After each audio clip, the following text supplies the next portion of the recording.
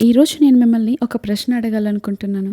చివరిసారి మీరు ప్రార్థనలో దేవుని సన్నిధిని బలంగా ఎప్పుడు అనుభవించారు? చివరిసారి బైబిల్ చదువుతున్నప్పుడు మీ కళ్ళలో ఆనంద బాష్పాలు ఎప్పుడొచ్చాయి? ఇది నా కోసమే అని ఎప్పుడు దాన్ని అంగీకరించారు? చివరిసారి ప్రభువా, నాకు ఏది ఉన్నా లేకపోయినా నీవుంటే చాలయ్యా అని ఎప్పుడైనా నీ హృదయపూర్వకంగా స్తుతించారు? ఈ రోజుల్లో చాలామంది క్రైస్తవులు చర్చికి వస్తున్నారు, కానీ దేవునికి దగ్గరగా లేదు. ప్రార్థిస్తున్నారు, కానీ ఏ శాంతి లేదు. వాక్యం వింటున్నారు, కానీ హృదయంలో, జీవితంలో ఏ మార్పు లేదు. కన్నీళ్లున్నాయి, కానీ ఫలితం లేదు. ఎందుకంటారు? దేవుడేమైనా మారిపోయాడా? దేవుని వాక్యంలో ఏమైనా మార్పులు వచ్చాయా? కాదు కాదు కాదు. ఆయన వాక్యం సెలవిస్తుంది, ఆయన సర్వశక్తిమంతుడు. ఆయన శక్తి తగ్గలేదు, ఆయన బలము తగ్గలేదు. మార్పు చెందింది ఆయన కాదు, మనమే. మన ఆలోచనలు మారాయి, మన ప్రాధాన్యతలు మారాయి, మన ఇష్టాలు మారాయి.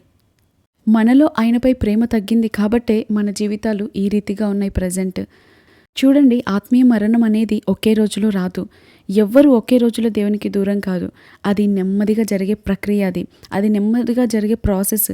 మొదట ఒకరోజు ప్రార్థన మానేస్తాం, తర్వాత బైబిల్ చదవడం తగ్గిపోతుంది, తర్వాత చర్చికి వెళ్ళడం ఒక అలవాటుగా మారుతుంది, తర్వాత పాపం పట్ల అసలు భయమే ఉండదు, ఇంకా దేవుని పైన భక్తి తగ్గిపోతుంది, చివరిగా దేవుని స్వరం వినిపించడం మానేస్తుంది. అది మనకు బాధగా అనిపించదు. అరే, నేను దేవునికి దూరం అయిపోతున్నానే, దేవునితో సరిగా సమయం గడపలేకపోతున్నానే అన్న బాధ కూడా ఇంకా అనిపించదు. ఈ రోజుల్లో చాలామంది క్రైస్తవులు ఈ రీతిగానే కనిపిస్తున్నారు. ఆధ్యాత్మికంగా ఎండిపోయిన స్థితిలో ఉన్నారు. ప్రపంచంలో ఏ చెట్టు కూడా ఒకే రోజులో ఎండిపోదు. యేసుప్రభువు శపించిన ఆ అంజూరపు చెట్టు తప్ప ఏ మొక్క కూడా సహజంగా భూమిపైన ఎండిపోయినట్లు ఒకే రోజులో మనం చూడలేదు కదా. మొదటి రోజు నీళ్లు పోయడం మానేస్తే అది సర్వే అవ్వగలుగుతుంది. 2 రోజులు పోయకపోతే అది ఏమి చనిపోదు. వారం రోజులు పోయకపోతే దానికి ఏమీ అవ్వదు. కానీ అలా కొద్ది రోజుల వరకు మనం పోయకుండా ఉంటే, వాటర్ అనేది దానికి సప్లై అవ్వకుండా ఉంటే అది తప్పకుండా ఎండిపోతుంది, చచ్చిపోతుంది. మన జీవితము కూడా అంతే. ఒక్కరోజు ప్రార్థన చేయకపోవడం ప్రమాదం ఏమీ కాదు. ఒక్కరోజు వాక్యాన్ని తగ్గించి చదవడం ప్రమాదం ఏమీ కాదు. కానీ దేవునితో సహవాసం లేకుండా అలాగే మనం జీవిస్తూ ఉన్నట్లయితే అది ప్రమాదం. ఈ రోజుల్లో మనందరము చెప్పే సహజమైన సాకు, నేను చాలా బిజీ. దేవునితో సమయం గడపలేనంత బిజీగా ఉన్నారా? బైబిల్లో మనం చూస్తాం, మార్త కూడా అలాగే బిజీగా ఉంది. యేసుప్రభువు వారి ఇంటికి వచ్చినా కూడా మార్త పనుల్లో బిజీగానే ఉంది. మరియ మాత్రం యేసు పాదాల దగ్గర కూర్చొని దేవుని మాటలు వింటూ ఉంది. మార్త తప్పు చేసింది పనులు చేసినందుకు కాదు. యేసుప్రభు వారి కంటే కూడా, యేసుప్రభు వారి వాక్యం వినడం కంటే కూడా, ఆయన పాదాల చెంత కూర్చొని ఆయనతో సహవాసం చేయడం కంటే కూడా ఆమె పనులకు మొదటి ప్రాధాన్యతనిస్తుంది. ఈరోజు మన జీవితంలో కూడా మనం అలాగే చేస్తూ ఉంటాం. దేవుడు మనకి 24 గంటలు ఇచ్చారు. అందులో పిల్లలకు సమయం ఉంది, ఉద్యోగానికి సమయం ఉంది, వ్యాపారానికి సమయం ఉంది, ఫోన్కి సమయం ఉంది, నిద్రకు సమయం ఉంది, సోషల్ మీడియాస్కి సమయం ఉంది. ఇలా అన్నిటికీ మనం సమయాన్ని కేటాయిస్తున్నాం. మరి అనుదినం మనల్ని దీవిస్తూ, అనుదినము కంటికి రెప్పలా కాపాడుతూ, అనుదినము మనకు పోషణనిస్తూ, అనుదినము మనకు ఆయుష్నిస్తున్న దేవునికి సమయం లేదా? మనం ఉదయం లేచింది మొదలుకొని ఎక్కడ ఎక్కువ సమయం గడుపుతున్నాం? మనం ఎక్కువగా దేనితో అయితే సమయం గడుపుతామో, దేని కొరకైతే ప్రయాసపడతామో అదే మన దేవుడు. రోజుకు 4 గంటలు ఫోన్తో గడుపుతూ, రోజుకు కనీసం 10 నిమిషాలు కూడా దేవునితో గడపలేకపోతే సమస్య సమయాన్ని కాదు, మన ప్రాధాన్యతది. మనం ఎక్కువ దేనికైతే ప్రాధాన్యతనిస్తామో దానితో ఎక్కువ సమయం గడుపుతాం. మనం దేన్ని ఎక్కువైతే ఇష్టపడతామో దానితో ఎక్కువ సమయం గడుపుతాం. ఈ రోజుల్లో చూసినట్లయితే ప్రతి ఒక్కరూ ఏదో ఒక రకమైన సమస్యతోనే ఉన్నారు. దాని నుండి బయటపడాలని ఆశ ఉంది, కానీ వారు దానికి తగిన వెల చెల్లించలేకపోతున్నారు. చాలామంది ప్రార్థనలు ఎక్కువ సమయం గడుపుతున్నారు, ఉపవాసం ఉంటున్నారు, కన్నీరు కారుస్తున్నారు, రోదిస్తున్నారు. కానీ బయటికి వచ్చాక అదే కోపం, అదే పాపం, అదే అలవాట్లు. అందుకే ఫలితం రావడం లేదు. పేతురు కూడా ఏడ్చాడు, కానీ మారిపోయాడు. యూదా కూడా బాధపడ్డాడు, కానీ మారలేదు. మన జీవితాల్లో మార్పు కన్నీళ్ల వల్ల కాదు, పశ్చాత్తాపం వల్ల కలుగుతుంది. మన నిర్ణయాల వల్ల కలుగుతాయి. మన జీవితాల్లో మార్పు కలగాలి అంటే మనం సమయాన్ని ఎలా సద్వినియోగపరుచుకుంటున్నాం అనే దానిపైన చాలా ఆధారపడి ఉంటుంది.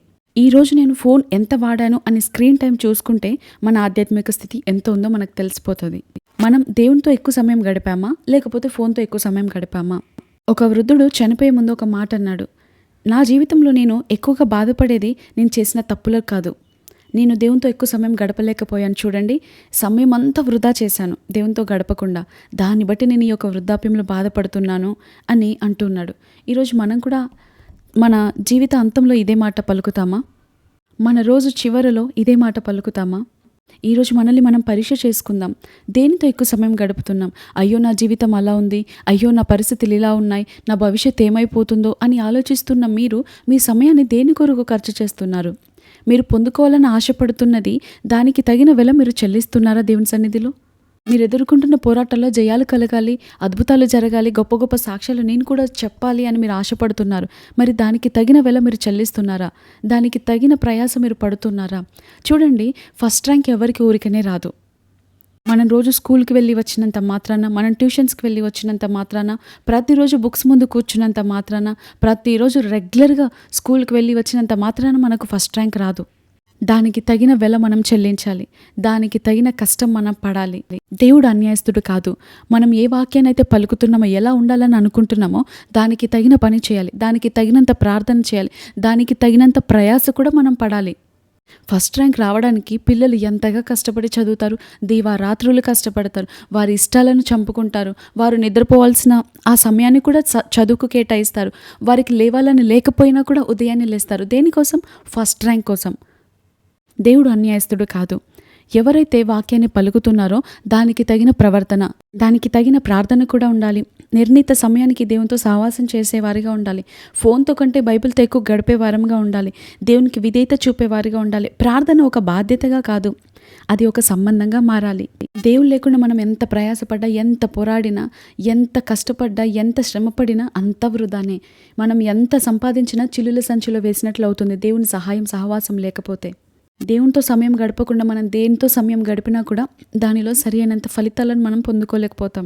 మనం ఆయనతో సహవాసం చేయడానికి ఎక్కువ సమయం కేటాయిస్తూ ఉండాలి. ఒకరోజు కట్టెలు కొట్టడానికి ఒక వ్యక్తి అడవిలో చాలా కష్టపడుతున్నాడు. రోజంతా పని చేస్తున్నాడు, కానీ చెట్లు ఒక్కటి కూడా పడడం లేదు. ఎందుకంటే అతని గొడ్డలి మొద్దుబారిపోయింది.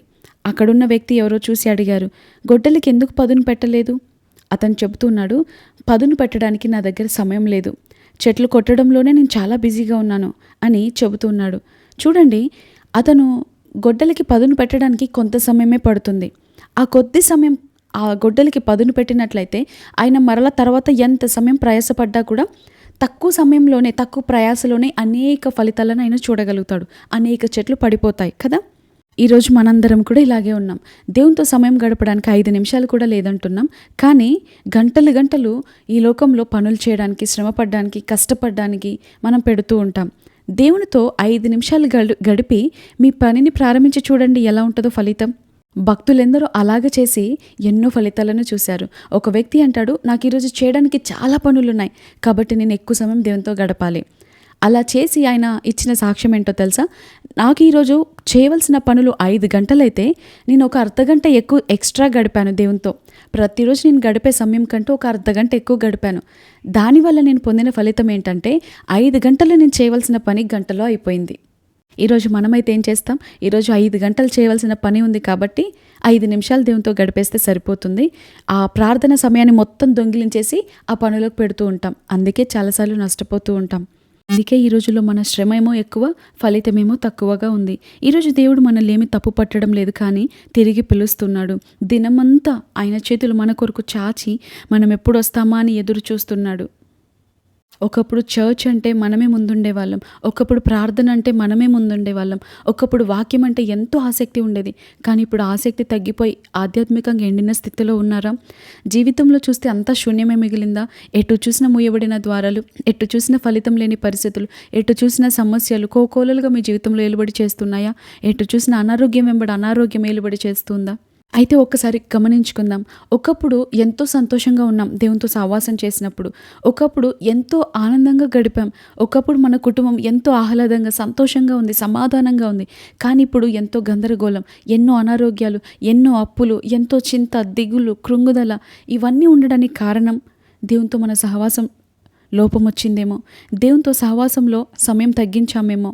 అందుకే ప్రకటన గ్రంథంలో వాక్యం సెలవిస్తుంది, నీవెక్కడి నుండి పడ్డావో జ్ఞాపకం చేసుకో, పశ్చాత్తాపడు, మొదటి క్రియలు మరలా చేయి, మొదటి ప్రేమకు మరలా తిరిగిరా.